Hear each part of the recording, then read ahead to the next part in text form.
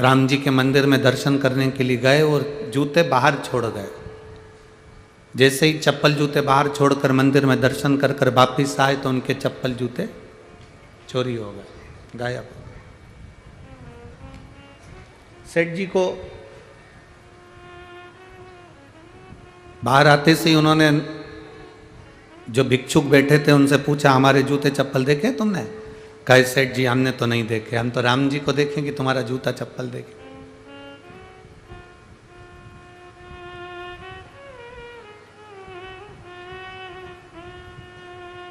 ठीक है, हम राम जी को देखें कि तुम्हारा जूता चप्पल देखें। अब उसको गुस्सा आ गया, हमारे जूते चप्पल गए तो वो सीधे दौड़कर अंदर मंदिर में गया। हम जिसका दर्शन करने आए थे वो भगवान मेरा जूता चप्पल मुझे वापस दे। इतना गुस्से में लाल होकर वो अंदर गया। सबने उसको कहा, ऐसा नहीं होता, भगवान कहां से ला कर देगा? नहीं, मेरे को तो चाहिए। और जो अंदर गया, अंदर जाके जो राम जी का दर्शन किया, दर्शन करते से वापस बाहर आ गया। बाहर वालों ने पूछा, तू तो इतने जोश से अंदर गया था चप्पल जूते लेने के लिए, फिर क्यों नहीं लेके आया? कि भगवान के तो खुद कोई ले गया, भगवान तो खुद नग्न पांव से वहां खड़े हुए थे। शिव कथा कहती है, परमात्मा किसी भी मंदिर में जूता पहनकर नहीं खड़ा, परमात्मा किसी मंदिर में चप्पल पहनकर नहीं खड़ा। उन्होंने कह दिया, ये चप्पल, ये जूता अहंकार, अभिमान, अभिमत्ता, अहम, इसको बाहर छोड़ दो।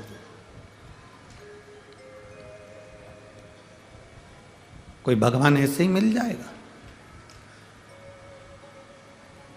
ऐसे ही सरलता से,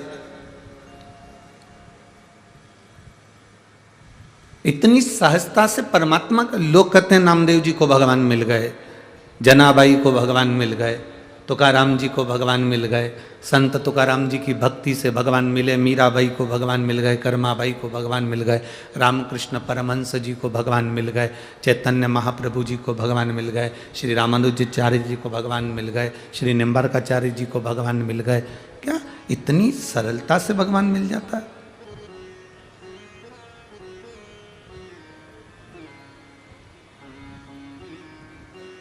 आज आप लोग एक कथा, अपने घर में श्रीमद् भागवत हो, तुम्हारे घर में अगर भागवत जी रखी हो तो वेद व्यास जी की, गीता प्रेस गोरखपुर की श्रीमद् भागवत को पढ़ना। देवऋषि नारद ध्रुव महाराज की भक्ति को देखकर ईर्ष्या कर गए।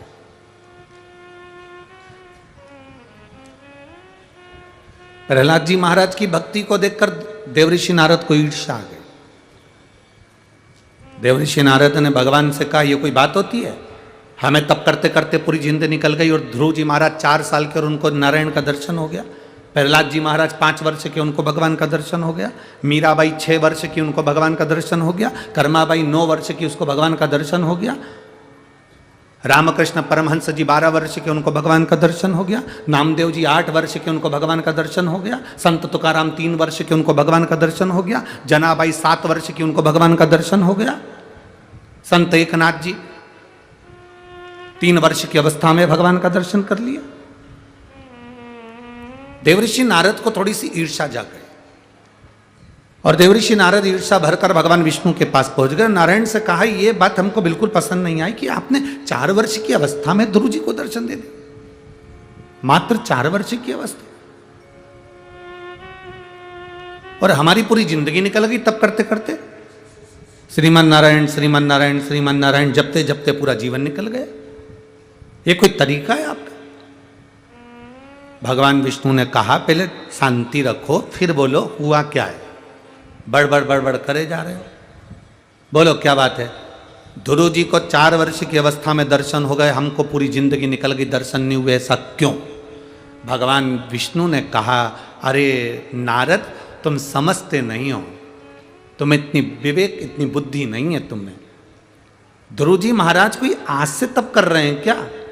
उनकी पूरी जिंदगी निकल गई तब करते करते करते करते, एक जन्म, दो जन्म, तीन जन्म, चार जन्म, ना जाने कितने कितने जन्म ध्रुव जी महाराज के निकल गए। अब ध्रुव जी महाराज के जन्म निकलते निकलते तब करते करते उनका समय, तप की अवधि समाप्त हो रही थी। इसलिए भगवान ये नहीं देखते कि कितने वर्ष का है, उसकी तप की साधना कितनी हो गई, भगवान ने ये देखा, तब भगवान ने दर्शन दिया है, तब भगवान पहुंचकर दर्शन प्रदान करे। जो देवऋषि नारद से भगवान नारायण ने कहा वो आप अपनी बुद्धि में उतार कर रखना। सुनो नारायण, भगवान की कथा में, शिव महापुराण में, सत्संग में, मंदिर के दरवाजे पर, भगवान की चौखट पर और भगवान की अविरल भक्ति में जब व्यक्ति कई जन्म निकाल देता है तब साधना करते करते करते करते, जैसे आप में से कोई कोई माताएं ऐसी होंगी जिनकी उम्र 30 वर्ष होगी, 30 साल पहले वो भगवान को लोटा भर के जल नहीं चढ़ाती थी। कोई कोई माता ऐसी होगी 15 साल की जो 15 साल के पहले भगवान को जल नहीं चढ़ाती थी। कोई कोई 60 साल का व्यक्ति बैठा होगा, 60 साल के पहले शंकर जी के मंदिर में एक लोटा जल नहीं चढ़ाता था, सब दूर जाता था पर शिव के मंदिर नहीं जाता था। आखिर 60 साल के बाद तुम 62 साल के हो गए, 63 साल के हो गए, तब तुम शिव जी के मंदिर जा रहे हो, शिव जी के मंदिर में लोटा भर के जल चढ़ा रहे हो, तुम्हारा मन शिव महापुराण में लग गया, तुम्हारा चित्त शंकर की भक्ति में लग गया, तुम्हारा मन हरि विठ्ठल की भक्ति में लग गया। जरा विचार करो ऐसा क्यों हुआ? जो 40 साल में नहीं हुआ, जो 20 साल में नहीं हुआ, जो 30 साल में नहीं हुआ, आज तुम्हारा मन शंकर जी के मंदिर जाने का करता है, एक लोटा जल चढ़ाने का करता है, वो क्यों? तो भगवान नारायण ने कहा, नारद, जब व्यक्ति की तप साधना होते होते होते होते समय बीत जाता है, तब वो जब शिव महापुराण की कथा में जाकर बैठ जाए, मेरे मंदिर तक आ जाए, मेरी सेवा में लग जाए, तो समझ लेना कि उसकी हजारों वर्ष की तप साधना पूर्ण हो गई, तो मैंने उसको दर्शन दिया। कोई आज की तप साधना नहीं है। आप पंढरपुर की इस पवित्र भूमि पर लाखों की संख्या में बैठकर कथा सुन रहे हो, धूप में बैठे हुए हो, जगह नहीं है पूरे ग्राउंड के अंदर, तो बाहर जहाँ जहाँ तुम लोगों को जगह मिल रही, पेड़ के नीचे अपने चादर लगाकर, डंडियाँ बांधकर, छाता लगाकर, जैसी तुमको जगह मिली वैसी जगहों में तुम बैठ गए। आखिर क्या कभी कथा तो सुनी, स्मरण भी करा, पर तुम्हारे भीतर जो जागरूकता उत्पन्न हुई है, तुम्हारे भीतर जो शिव के प्रति भाव उत्पन्न हुआ है, वो भाव आज का नहीं है, तुम्हारे ना जाने कितने कितने जन्म निकल गए, उस जन्म के बाद आज तुम्हारी चित्त वृत्ति में शिव आकर बैठ गया, नारायण आकर बैठ गया, पांडुरंगा आकर बैठ गया, हरि विठ्ठल आकर बैठ गया, तब तुम्हारा मन अब भगवान की भक्ति में रमा है, तब भगवान का दर्शन तुमको हुआ है। नहीं तो ये भगवान का दर्शन होना बड़ा मुश्किल है।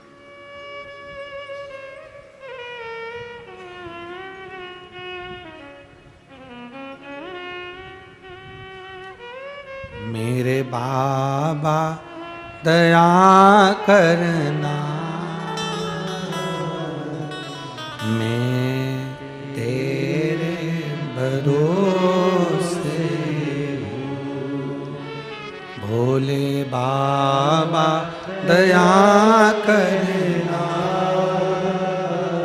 मैं तेरे भरोसे। इन लाइनों को हम हर कथा में गाते हैं, उसका केवल एक कारण है कि आपके मुख से निकले कि आप उसके भरोसे हो, आपके मुख से निकले कि आप उसके सहारे हो। कई लोग कहते हैं गुरुजी आपको और कुछ बोलना आता है कि नहीं आता, एक ही एक लाइन गाते जाते हो।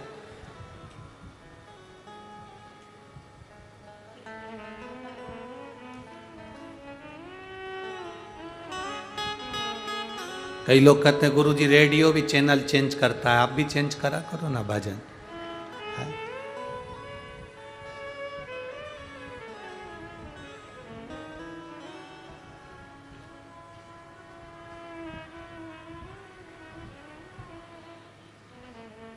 तुम्हारी सास तुलसी की फेरी लगाती थी, तुम लगा रही हो कि नहीं लगा रही हो? बोलो, जम के बोलो, लगा रहे। तुम्हारी सास सोमती अमावस्या की पूजन करती थी, तुम करते हो कि नहीं करते हो? करते। वारकरी करने वाले, बारी करने वाले यहाँ आते हैं, बारी करते करते यहाँ के हरि विठ्ठल का दर्शन करते हैं। कई वारकरी ऐसे हैं जिनके दादा वारी में जाते थे, उनका बेटा वारी में जाता था, उनके बेटे का बेटा वारी में जाता था, और कई वारकरी ऐसे हैं जिनकी 8-8, 10-10 पीढ़ी निकल गई, आज भी उनका घर का व्यक्ति वारकरी यहां तक आता है पैदल।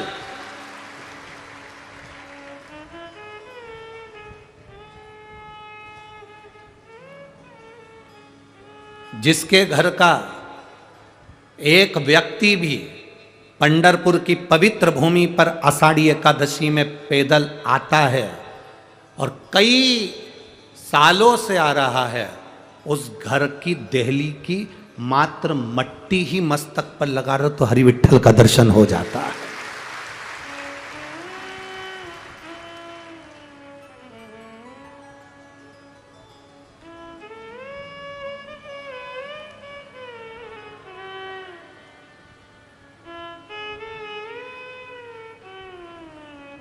तीन हमारे गांव को बचा कर रखते हैं, तीन हमारे गांव को बचा कर रखते हैं, तीन हमारे खेड़े को बचा कर रखते हैं, तीन हमारे शहर को बचा कर रखते हैं, तीन हमारे प्रदेश को बचा कर रखते हैं, और तीन हमारे भारत को बचा कर रखते हैं। वो तीन कौन? पहले नंबर का वारकरी, संत, साधु, वैष्णव। दूसरे नंबर का पतिव्रता धर्म का पालन करने वाली सती नारी, और तीसरे नंबर का हमारे गांव में बिना कपट, निष्कपट के भजन करने वाला वो कीर्तनी, वो सत्संगी, वो भजना वाला। तीन हमारे गांव को बचा कर रखते हैं। तुम्हारा गांव में अगर सदूर कोरोना आया, तुम्हारे गांव में अगर कोरोना आया और तुम बच कर निकल गए, समझना कि तुम्हारे गांव में कोई सती नारी रहती होगी, कोई वारकरी रहता होगा, कोई भजन करने वाला, कोई वैष्णव रहता होगा, कोई संत, कोई साधु रहता होगा, जिसकी भक्ति का बल इतना प्रबल है कि रोग और बीमारी भी दूर हट जाती है।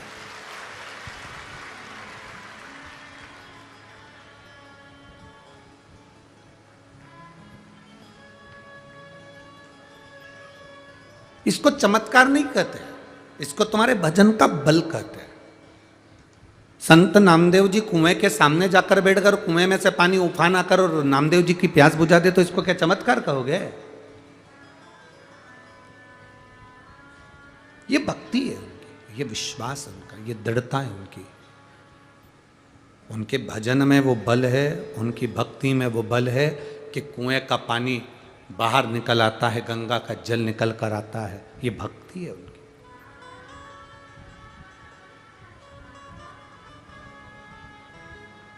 बिना भक्ति के भगवान मिला किसको है?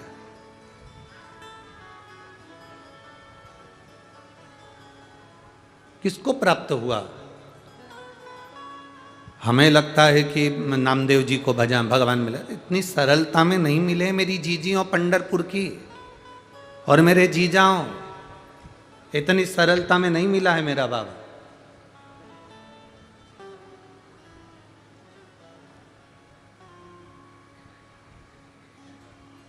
कितना कितना समय निकाल दिया, कितना समय।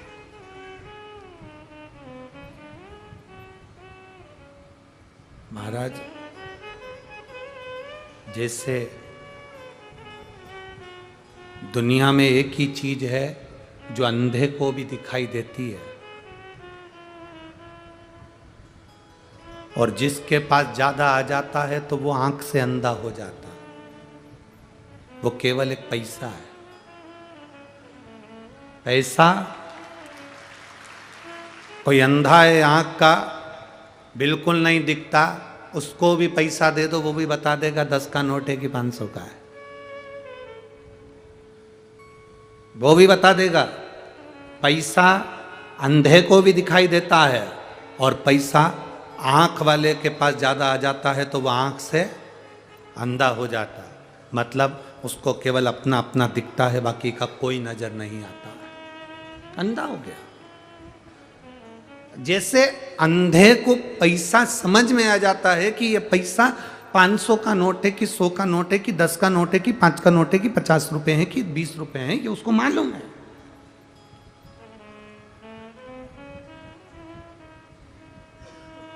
उसको पहचान है।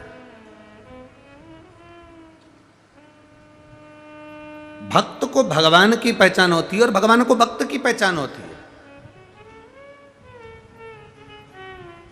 कोई जाने ना जाने, कोई पहचाने ना पहचाने, परंतु उसके स्मरण में यह चीज रहती है कि मेरा भक्त कौन सा है।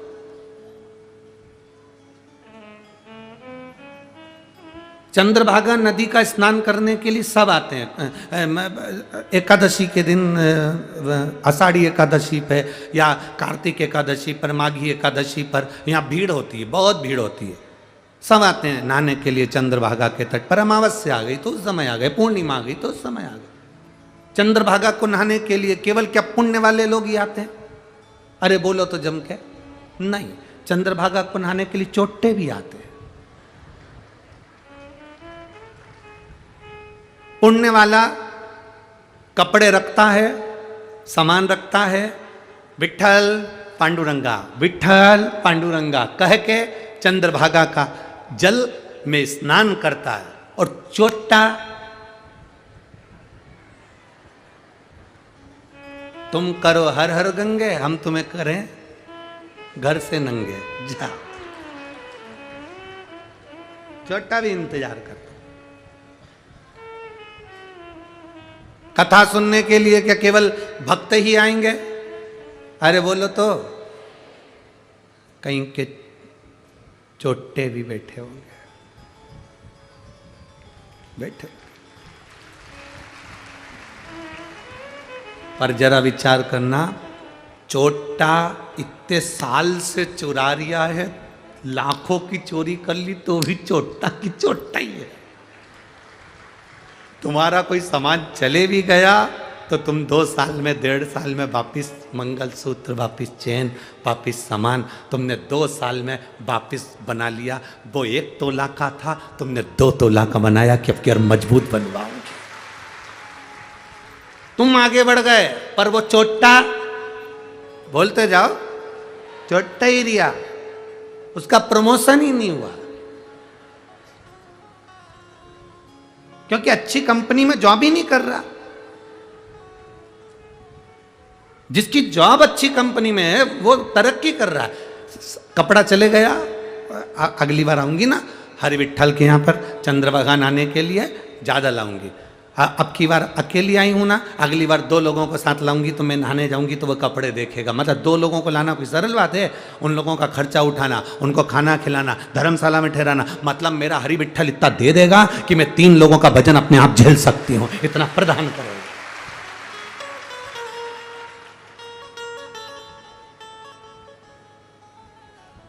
केवल पुण्य वाले ही नहीं, पापी भी जाते हैं।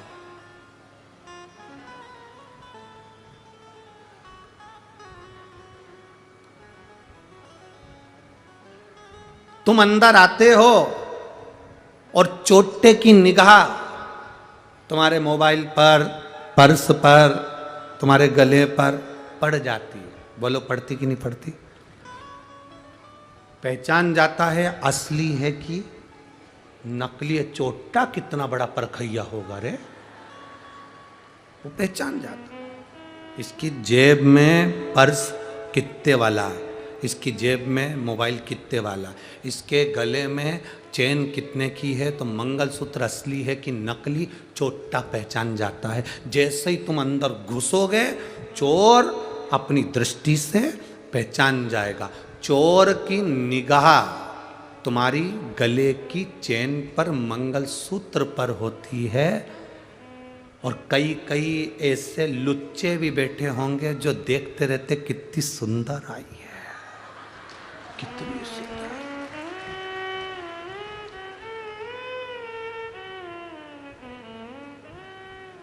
चोटे की निगाह तुम्हारी चेन पर है, लुच्चे की निगाह तुम्हारी सुंदरता पर है, और महादेव की निगाह अपने भक्त पर है।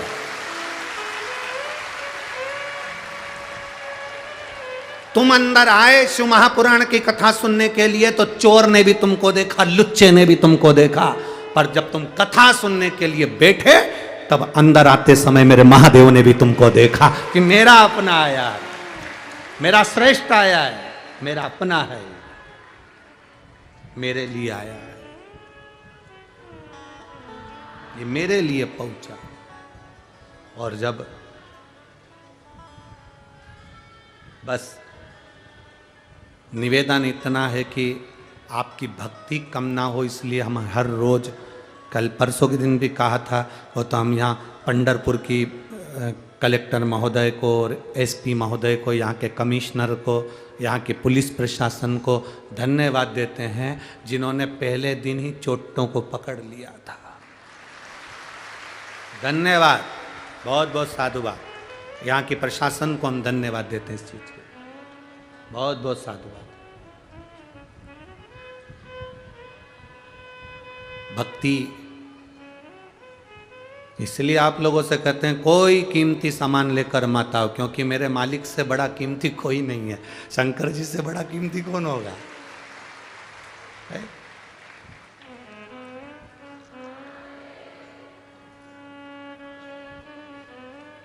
जो लोग सीओर आते हैं ना कुबेरेश्वर धाम, हम उनसे भी कहते हैं, एक माता जी खूब रो रही थी, उसका कोई पर्स ले गया, खूब रोई, हम तो लुट गए लुट गए लुट गए लुट गए लुट गए। हमने कहा क्या लुट गया? पर्स चले गया। अच्छा,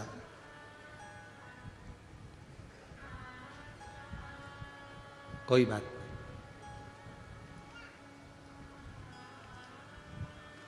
वो जितना लूटता है ना, उससे 1000 गुना बेग भर कर पहुंचा देता है, बेग भर कर।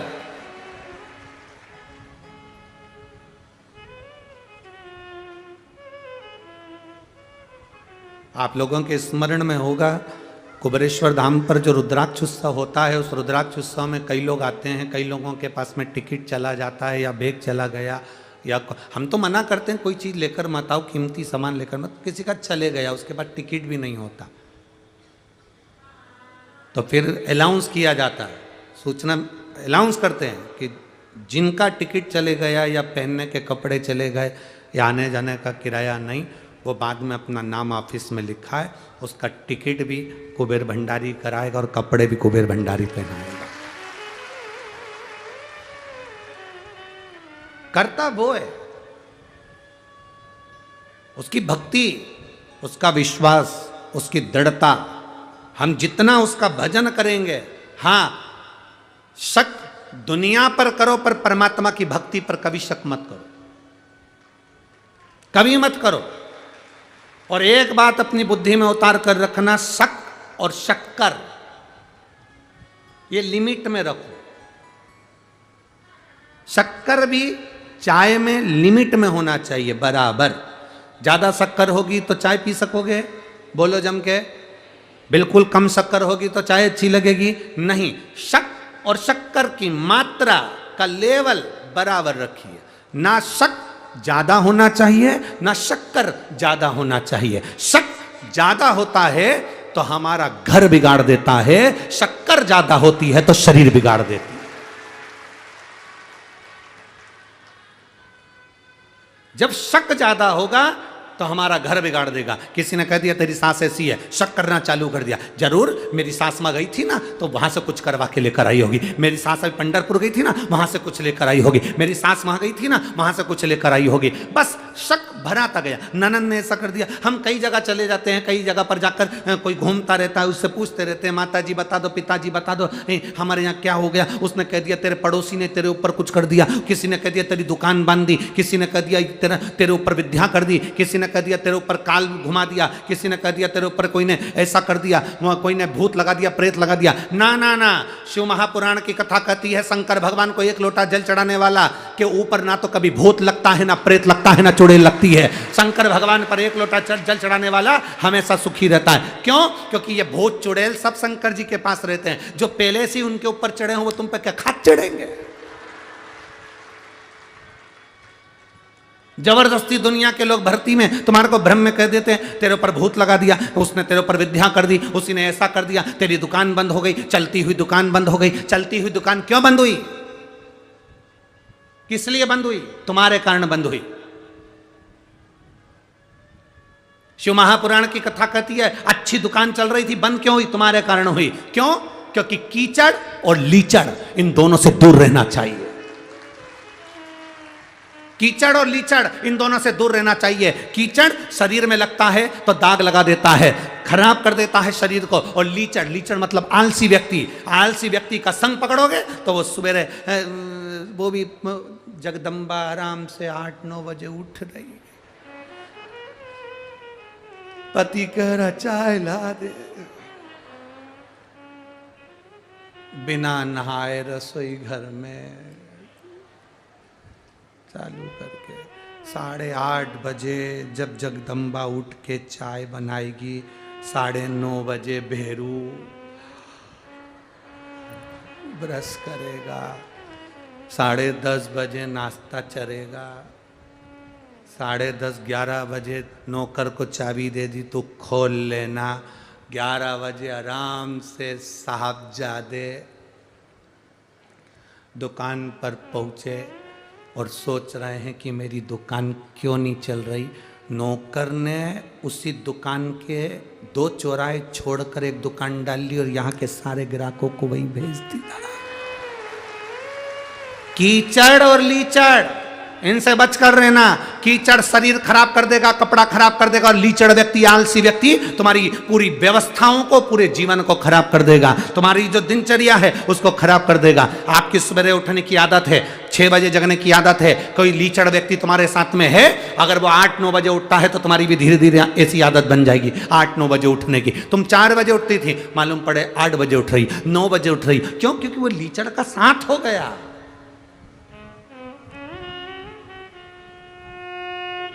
और दोस्त दूसरे पर दे रहे, माता जी बता दो हमारी दुकान क्यों चली गई? माता जी बोली तेरे पास वाले ने कराए, तेरे पास वाले। अब पास वाली से तब प्रेम था, दिवाली पे मिठाई भी भेजती थी, गुजिया भी भेजती थी, चकली भी भेजती थी, मठरी भी भेजती थी। अब उससे ऐसा हो गया, और बेचारी ने करा कुछ नहीं, पर तेरे घर के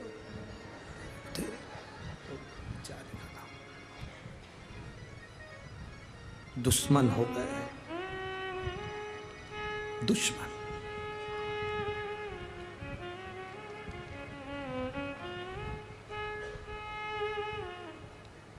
केवल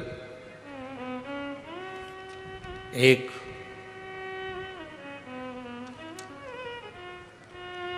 पंढरपुर की पवित्र भूमि पर एक ऐसे संत रहते थे जिनका नाम था नरहर सुनार। हम उन्हें संत भी कहें, सुनार भी कहें, स्वर्णकार भी कहें।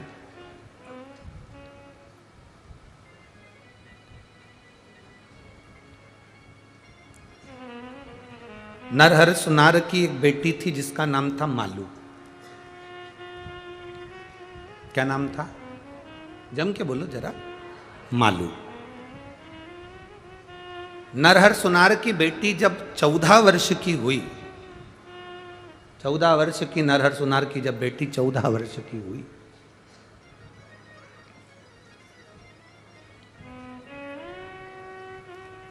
और नरहर सुनार की बेटी जब 14 वर्ष की हुई तो उसके शरीर में एक रोग सताने लगा। अब देखिएगा जरा कितना विश्वास नरहर सुनार का शंकर जी के ऊपर था, जरा वो देखिएगा। 14 वर्ष की बेटी मालू, उसके शरीर में एक रोग प्रवेश कर गया। अब नरहर सुनार का काम क्या था? उनके पिताजी, जो नरहर सुनार के जो पिताजी थे दीनानाथ सुनार, वो दीनानाथ जी भी सराफे का काम करते थे और नरहर सुनार भी सराफे का काम। बच्चे की तबीयत खराब होगी तो दादा हो चाहे पिता हो, वो मुख से उदास रहेंगे, उनके उनके नैनों में थोड़ा सा जल समाहित रहेगा और नेत्रों में जल भर आता है कि भाई बच्चे को हुआ क्या है, हो क्या गया। जो सोने की रकम बनवाने आता था, चांदी की रकम बनवाने आता था, हीरा पन्ना का व्यापार करने के लिए आता था, वो नरहर सुनार की बेटी मालू को देखता था तो वो कहकर जाता था, इसको किसी को दिखाते क्यों नहीं हो। नरहर सुनार कहते थे, दीनानाथ सुनार कहते थे कि हम इसको हमने कई वेदों को दिखा लिया, कई डॉक्टरों को दिखा लिया। तो फिर अब ये बेटी, इसका 14 वर्ष का जीवन, कहां क्या होगा इसके साथ। नरहर सुनार हमेशा एक ही बात कहते थे, जाई विधि राखे शंभू ताई विधि। जैसा मेरा महादेव मेरा मल्लिकार्जुन रखेगा वैसा मेरी बेटी रहेगी। वेद अपना काम कर रहे हैं, डॉक्टर अपना काम कर रहे हैं, मेरा महादेव अपना काम कर रहा है। महादेव अपना काम कर रहा है। हाँ, इस व्यासपीठ से कथा करते करते कई वर्ष हो गए, सालों। इस व्यासपीठ ने कभी ऐसा नहीं बोला कि आप डॉक्टर को मत दिखाना, कि वेद को मत दिखाना, कि दवाई मत लेना, कि औषधि मत लेना। कभी बोला क्या? जम के बोलो जरा, बोला नहीं। हमेशा इस व्यासपीठ ने कहा डॉक्टर शंकर का एक रूप है। बोला है कि नहीं बोला? डॉक्टर शिव का एक रूप है। आपके शरीर में रोग आया, आप डॉक्टर को दिखाने के लिए जाओ। जांच का बोल रहा है, जांच कराओ। दवाई का बोल रहा है, दवाई लो। पर इस व्यासपीठ ने एक बात जरूर कही, डॉक्टर का इलाज चलते चलते शंकर भगवान पर एक लोटा जल समर्पित करते रहो, उसका विश्वास जागृत करते रहो, उस पर भरोसा करते रहो। जो नरहर सुनार ने, जो सराफा का काम करवाने आते थे, उनसे नरहर सुनार भी यही कहते थे, वेद अपना काम कर रहे हैं, औषधि दे रहे हैं, कर रहे हैं, और मेरा महादेव अपना काम कर रहा है, वो अपना काम कर रहा है। अब पहले का समय एक ऐसा समय था जिसमें ये जरा छूछा ज्यादा होता था। अब वो समय नहीं रहा, सब पढ़े लिखे हो गए। तुम यहां जितने बैठे हो ना, कोई अनपढ़ नहीं है, सब पढ़ा लिखा है। सबको मालूम है कि सत्संग क्या है, शिव पुराण क्या है। पूरी कथा में कहीं तुमको ऐसा नजर आता है कि हमने कहीं छू कर दिया, कि छा कर दिया, कि भेल दे दी, कि बबूती दे दी, कि हमने कुछ दे दिया। पूरी कथा में जो कुछ मिलेगा आपको, केवल एक चीज मिलेगी, बेलपत्र और एक लोटा जल, या पूजन करने का तरीका। बेलपत्र कैसे चढ़ाना है, बेलपत्र में शहद लगाना है कि दही लगाना है, लाल चंदन लगाना है कि पीला चंदन लगाना है, पूजन करने का तरीका। इसके सिवा कुछ भी शिव पुराण में नहीं बताया जाता। पूरी कथा सुन लो, पहले से निकाल कर अभी तक की, यूट्यूब पे सब डली हुई है, उसमें केवल मिलेगा तो पूजन करने का तरीका। ऐसे आप अगर चढ़ाओगे तो आपको ऐसा फल मिलेगा। अशोक सुंदरी वाली जगह पे चढ़ाओगे बेलपत्र, उसका ये फल मिलेगा। आपने यहां चढ़ाया, उसका ये फल मिलेगा। दुर्वा चढ़ाई, उसका ये फल मिलेगा।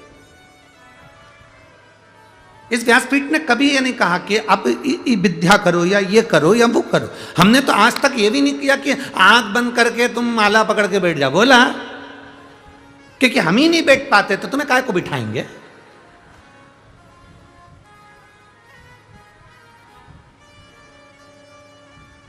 किसी ने कहा गुरुजी तुम माला पकड़ के आंख बंद करके नहीं बैठते। हाँ, क्यों नहीं बैठते?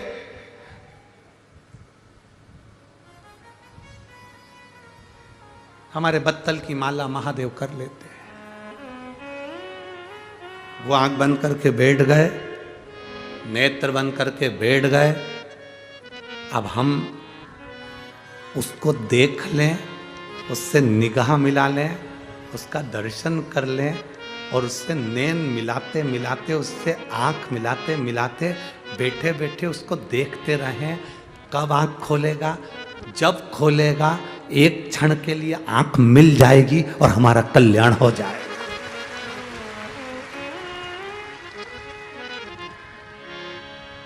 कई मिलेंगे आपको, वो आपको बिठाएंगे, आंखें बंद कर लो, कुछ दिखा, ध्यान करो। हम कभी नहीं बोलते कि तुम, हम तो एक ही बात कहते हैं, घर में खूब काम करो, खूब। कल जनाबाई की कथा सुनी थी आपने? अरे बोलो तो जम के। कल जनाबाई की कथा सुनी थी आपने, तो आपको मालूम होगा जनाबाई कम माला पकड़ के बैठी।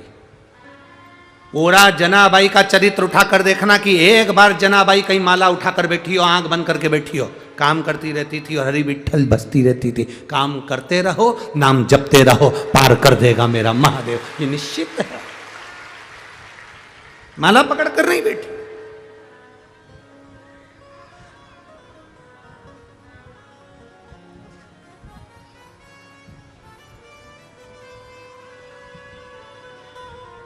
सबसे विचित्र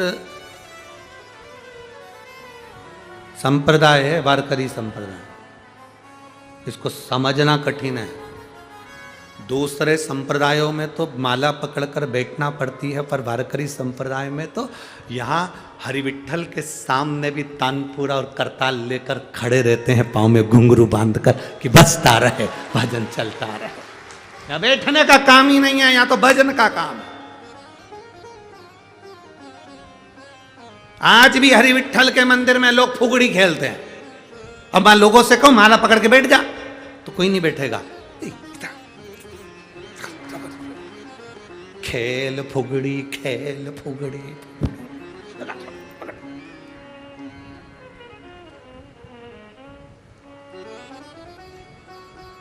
और अगर उसके साथ में कोई भी नहीं रहता फुगड़ी पकड़ने वाला, तो वो वहां जो खंबा है ना, खंबे पे लिपट जाए खंबा से। तो किसी ने पूछा, बहुत सारे लोग आते हैं, एक खंबे से लिपट रही थी, दूसरे ने उसको देख लिया, वो हटी, वो भी लिपट गया, वो गया, तीसरा आया, वो भी लिपट गया, चौथे ने, वो भी लिपट गया। लिपटने के बाद पूछा जब मंदिर से बाहर निकले, उस खंबे से क्यों लिपटे थे? तो कहा वो तीसरी लिपटी थी, वो तीसरी को पकड़ा, बिमला इधर आ, तू क्यों लिपटी थी? कि वो लीलाबाई लिपटी थी। लीला इधर आ, तू क्यों लिपटी थी? तो के लीला ने बोला मेरी सहेली नहीं आई थी फुगड़ी खेलने वाली, तो मैंने खंबे से फुगड़ी खेलनी थी, मैंने खंबे से फुगड़ी, वो नहीं आई।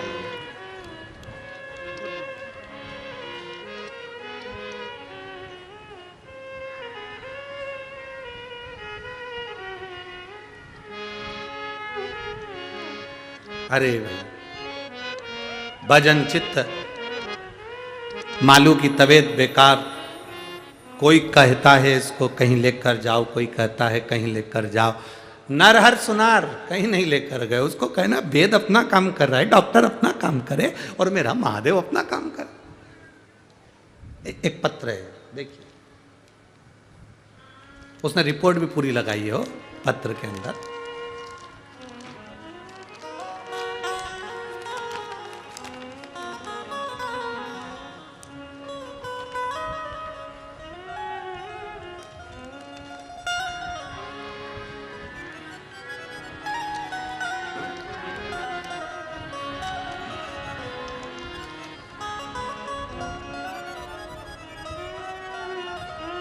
सारिका सुरेश पाटिल, मेरा गांव बरानापुर,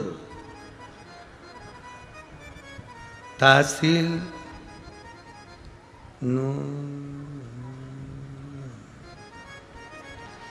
औसा, जिला लातूर। औसा नुआसा है तहसील। तुम समझ गए क्या? हाँ बस ठीक है। हरि विठ्ठल, तुम्हारा समझना जरूरी है, बाकी के तो सब जान दो। कहीं बैठी है, नाम सारिका सुरेश पाटिल, मेरा गांव बरानापुर, ठीक है, और तहसील नूसा, जिला लातूर में। कहीं बैठी हैं क्या? हाँ ठीक है, दिख गए। एक बार हाथ हिला दो वापिस। श्री शिवाय नमस्तुभ्यं। गुरुदेव, मेरे पेट में दर्द था, दवा खाना गई, डॉक्टर ने बोला सीटी स्कैन कराना पड़ेगा। मैं सीटी स्कैन रिपोर्ट में आया कि मेरे पानी पेट में भर गया है और वहाँ पर एक गठान बहुत बड़ी हो गई है, और वो गठान और पानी की जांच करी गई तो उसमें कैंसर निकला। अब 1 लीटर पानी उसमें से निकाल लिया गया। डॉक्टर ने केवल 4th स्टेज बता दिया गया और 3 महीने की गारंटी भी नहीं दी कि 3 महीने जी सकूंगी।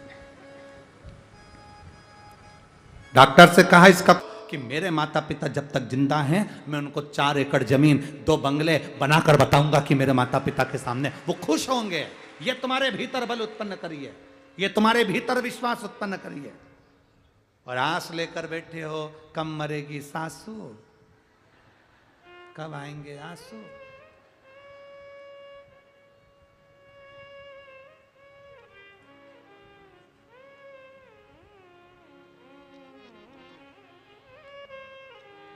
खूब सेवा करो, खूब सेवा करो, और बाद में सास कुछ नहीं दे तो माथा बड़ी को भाटा से।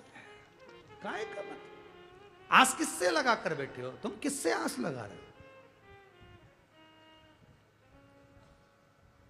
चाबी मिलेगी, चाबी मिलेगी। मम्मी मुझे सोने की अंगूठी देगी। जो तुम्हारे पिताजी ने दी वो तुम कितनी पहन रहे हो? बोलो री जी, जी सही बताओ। जो तुम्हारे पिता ने तुमको दिया वो तुम कितना पहन रहे हो? वही तो सही से पहन नहीं पा रहे और आस लगा कर बैठे हो मेरी सास मुझे देगी। भगवान से ये प्रार्थना करना, भगवान से ये विनती करना, मंडप के अंदर मेरे पति ने जो मेरी मांग में सिंदूर भरा था वो सिंदूर अमर रहे, बाकी का सब बाबा की कृपा बनी रहे। सब होगा, आपका विश्वास दृढ़ करिए। नरहर सुनार से कहा, सुनार ने कहा मेरा काम जेवर बनाना, मेरा काम आभूषण बनाना, मैं भगवान पर उंगली क्यों उठाऊं कि भगवान क्या कर रहे हैं? मेरे बच्ची बीमार है तो क्या भगवान ने बीमार कर दी? मेरी बच्ची को रोग हो गया तो क्या भगवान ने रोग दे दिया? नरहर सुनार ने उस व्यक्ति से कहा सुनो, अपने कर्म का दंड हमको स्वयं भोगना पड़ता है। राम कृष्ण परमहंस जी तो जगदम्बा शारदा भवानी दुर्गा से बात करते थे। स्वामी विवेकानंद ने कहा तुम माता से कहो कि तुम्हारी कैंसर की बीमारी ठीक कर दे। राम कृष्ण परमहंस जी ने माता से नहीं कहा, माता से बस इतना कहा कि अपने में समाहित कर लेना। क्यों नहीं कहा?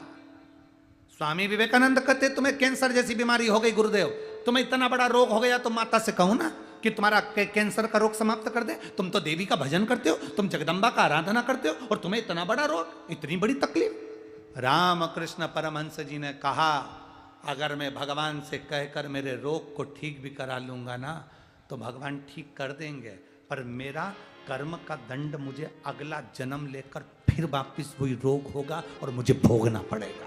इसलिए एक बार मैं अच्छे से भोग लूं, भगवान से प्रार्थना करूं कि फिर अगला जन्म देना तो ऐसा रोग मत देना, तकलीफ मत देना, दुख मत देना। अगर तुम्हारे पेट में दर्द है, शरीर में कष्ट है, तो भगवान से ये कहो कि जो तू करा रहा है तेरी मर्जी से होना चाहिए, मेरा दुख तेरा होना चाहिए। तुझे अगर लगता है तो मुझे ठीक कर, तुझे लगता है कि मुझे भुगता रहा है तो तेरी मर्जी है।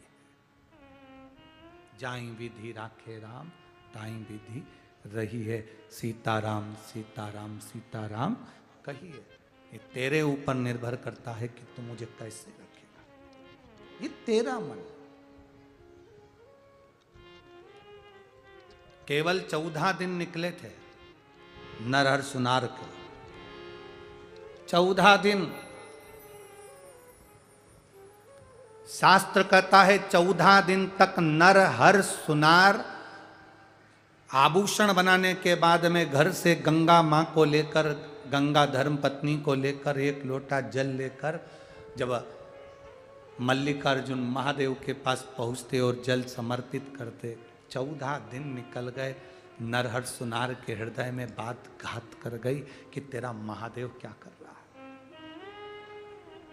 तेरा महादेव क्या कर रहा है।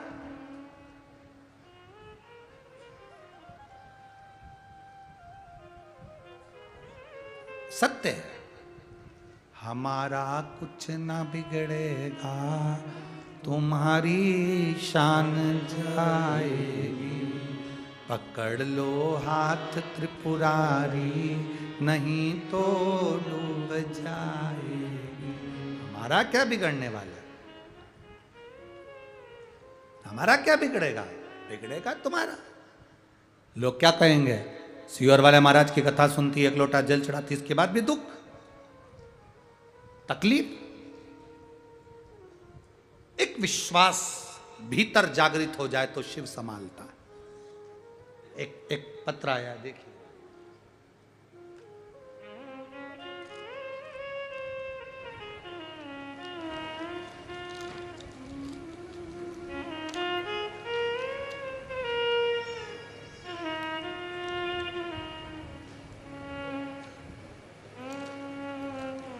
शंभो शरण पड़ी माधो दुख काटो, दया करी दर्शन आपो। मेरा नाम स्वाति शुभम राठी है, उम्र है मेरी 30 साल। मैं बड़गांव गढ़ तालुका जलगांव जामोद जिला बुल्ढाना महाराष्ट्र से हूँ। कहीं बैठी हैं क्या, कहीं बैठी हो तो हाथ हिला सकती हैं।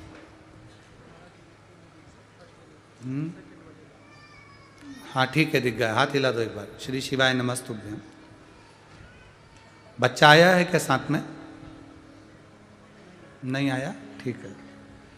मेरा नाम स्वाति शुभम राठी है, 30 साल उम्र है। मैं बड़गांव गढ़ तालुका जलगांव जामोद जिला बुल्ढाना महाराष्ट्र से हूँ। गुरुदेव, एक लोटा जल और पशुपतिनाथ के व्रत का मैं वर्णन करना चाहती हूँ। मेरा बच्चा 2.5 वर्ष का था, वर्ष तक अच्छा था, 2.5 साल तक अच्छा बिल्कुल ठीक था। एक बार अगस्त 2022 को बीमार पड़ा, हमने उसे खामगांव के डॉक्टर को बताया तो वहाँ उसे एडमिट किया गया। डॉक्टर के कहने पर सोनोग्राफी कराई तो उसके पेट में पानी भरा हुआ था। फिर वापस जांचें चालू हुई तो हमें बताया कि उसकी किडनी खराब हो गई है। 2.5 साल का बच्चा मेरा और उसकी किडनी बेकार हो गई। हम उसको डॉक्टर से मिलकर आकोला ले जाकर जांचें कराई तो उसकी किडनी पूरी तरह से डैमेज हो चुकी थी। बच्चे को रातों रात 12 बजे आकोला के हॉस्पिटल में भर्ती कर दिया गया। डॉक्टर से बात करके हमने बच्चे को जब एडमिट करा, डॉक्टर बोला इसको शीघ्र अतिशीघ्र पूना ले जाओ। हम आकोला से उस बच्चे को 2.5 साल के बच्चे को पूना ले गए, सूर्या हॉस्पिटल में बच्चे को एडमिट किया। वहाँ कुछ टेस्ट चालू हुए और यूरिन रुक गया, बच्चे की किडनी ने काम करना बंद कर दिया। 28 अगस्त 2022 को हम पूना के हॉस्पिटल में बच्चे को रखे। गुरुदेव, ट्रीटमेंट चलता रहा पर बच्चा ठीक नहीं हो पाया। जब बच्चा ठीक नहीं हो पाया क्योंकि उसका डायलिसिस चालू कर दिया, बच्चे का दिन भर डायलिसिस होता था क्योंकि किडनी ने पूरे तरह से काम करना बंद कर दिया। बच्चे का जब डायलिसिस चलता रहा, 3 महीने तक हम अपने बेटे के साथ हॉस्पिटल के अंदर रहे। 3 महीने हॉस्पिटल में 2.5 साल के बच्चे को लेकर रहे। उसका वेंटिलेटर पर उसको डाल दिया गया। वेंटिलेटर पर डाला, आराम नहीं मिला। हमने बच्चे को पुणे से मुंबई में शिफ्ट करा, तब बताया डॉक्टर ने कि ये बच्चे की किडनी पूर्ण तरह से बेकार हो चुकी है। बच्चा, डॉक्टर के हिसाब से कहा कि इसका डायलिसिस तो चलता ही रहेगा और बच्चा बहुत ज़्यादा कमज़ोर हो गया है, आप इसको घर ले जा सकते हो। हम मुंबई के डॉक्टरों के कहने पर उसको घर लेकर आ गए। डॉक्टरों के कहने पर हम घर लेकर आ गए। केवल 10 से 12 घंटे निकलते थे और उसका डायलिसिस कराना चालू था। बड़ी आफत हो गई गुरुदेव, करें तो करें क्या। तभी बच्चे की तबीयत देखने के लिए कोई आया और उसने कहा कि आप एक काम करो, सीहोर का रुद्राक्ष मंगवाओ और जब तक रुद्राक्ष ना आए तब तक शिव जी पे चढ़ा हुआ जल इस बच्चे को थोड़ा सा मुख पर दो। हम रुद्राक्ष मंगवाए, उसका जल तांबे के कलश में गलाना, शिवजी को चढ़ाना, उसका पानी देना, शिवजी पे चढ़े हुए जल को देना, बेलपत्री बच्चे को देना। हमने ये करना प्रारंभ करा। पशुपतिनाथ का व्रत किया गुरुदेव, पर व्रत करने के बाद बच्चा और बीमार पड़ा। बच्चा जब और बीमार पड़ा तब हमारी हालत और खराब हो गई। 2.5 साल के बच्चे को देखकर आंखों से आंसू निकलने लगा। फरवरी 2023 आ गई। अब करें तो करें क्या। जब फरवरी 2023 में हमने दूसरी बार पशुपति व्रत करा कि जब गुरुजी इतना कहते हैं टीवी पर तो बाबा सुनेगा जरूर, हमारा विश्वास नहीं टूटने देंगे। हम बाबा को जल चढ़ाते रहे, पानी देते रहे, बेलपत्र खिलाते रहे और उसका डायलिसिस कराते रहे। गुरुदेव बाबा बाबा है। हमने दूसरी बार पशुपति व्रत करना प्रारंभ करा और दूसरी बार व्रत करने के बाद बच्चे को हम वापस हॉस्पिटल में लेकर गए तो डॉक्टर ने धीरे धीरे उसकी जो नलियां लगी थी वो निकालना प्रारंभ कर दी। डायलिसिस में धीरे धीरे सुधार आने लगा। धीरे धीरे डायलिसिस 1 दिन में 1 बार आया, 3 दिन में 1 बार आया, 5 दिन में 1 बार आया। फिर धीरे धीरे डॉक्टर ने 21 नवंबर 2023 को डॉक्टर के हिसाब से उसका डायलिसिस वगैरह सब बंद हो गया है। मेरा बच्चा पूर्ण तरह से ठीक हो गया है। मैं बाबा को नमन करने के लिए आई। श्री शिवाय नमस्तुभ्यम। एक बार वापिस हाथ हिला दो। श्री शिवाय नमस्तुभ्यम। बैठिए। हर हर महादेव। शिव तत्व इसी को कहते हैं। आपका विश्वास आपके साथ होना चाहिए, आपका भरोसा आपके साथ होना चाहिए।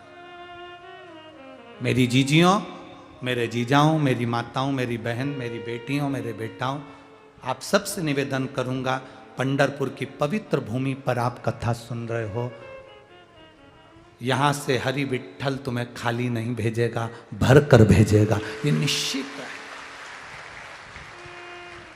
कितने दिन की कथा हो रही है? केवल 2 दिन की कथा। कल भी कथा का समय यही रहेगा, 1 बजे से 4 बजे तक। परसों यहाँ जो कथा होगी वह सुबह 8 बजे से 11 बजे तक होगी और टीवी पर 2 बजे से 5 बजे तक आएगी। टीवी पर कितनी बजे आएगी? 2 बजे से 5 बजे। और यहाँ कितनी बजे होगी? 8 बजे से। 2 दिन और रहेंगे। पर विश्वास तुम्हारा है, भरोसा तुम्हारा है। तुम इस पंडाल में बैठकर कथा जरूर सुन रहे हो, चंद्रभागा नदी के तट पर कथा सुन रहे हो, हरिविठ्ठल की पवित्र भूमि पर बैठकर कथा जरूर सुन रहे हो, शिव महापुराण के इस पवित्र प्रांगण में बैठकर कथा जरूर सुन रहे हो। पर यह भरोसा अपने भीतर रखना, अगर तुम्हें दुख की घड़ी में भी अगर शंकर याद आया है तो वो शंकर ने तुम्हें याद दिलाया है कि मैं तुझे पार निकालना चाहता हूं, मैं तुझे पार करना चाहता हूं। और अंत समय प्रभु आना पड़ेगा, वचन दिया तो निभाना पड़ेगा। आए